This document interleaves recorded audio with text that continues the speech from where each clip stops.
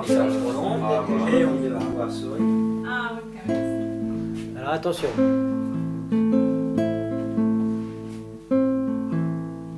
Qui pourrait nous aider?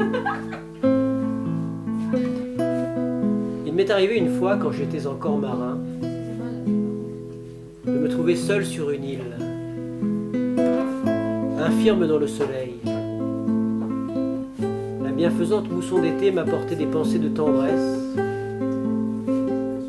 quand vinrent s'installer à 2 pas de moi une jeune femme, dont la robe transparente laissait voir le dessin d'un corps maigre et volontaire, comme celui d'un jeune chevreuil. Et son compagnon, silencieux, qui restant un peu plus loin la regardait dans les yeux. Ils parlaient une langue que je ne comprenais pas, elle l'appelait Jim.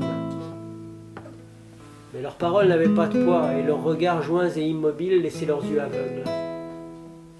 Je pense souvent à eux, car ce sont les seuls êtres rencontrés dans ma vie à n'avoir pas l'air de bourreaux ou de victimes. Cet air qui les rattache à la bande des loups ou au troupeau des moutons. Je l'ai rencontré de nouveau le même jour dans une de ces petites chapelles des îles que l'on découvre quand on s'égare, pour les reperdre aussitôt. Ils gardaient toujours la même distance l'un de l'autre, puis ils se rapprochèrent pour s'embrasser. La femme devint une image indistincte et disparut, petite qu'elle était. Je me demandais s'ils se savaient sortis des filets du monde.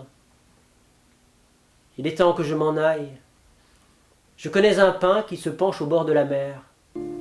À midi, il offre au corps fatigué une ombre mesurée, comme notre vie.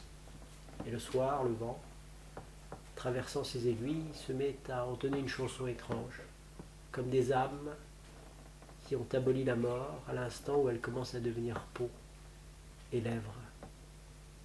Il m'est arrivé de veiller toute une nuit sous cet arbre.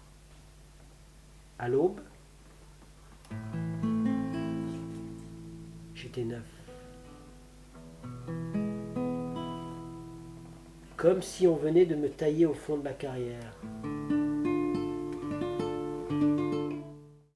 Ah, si seulement on pouvait vivre de cette façon. Cela n'a pas d'importance.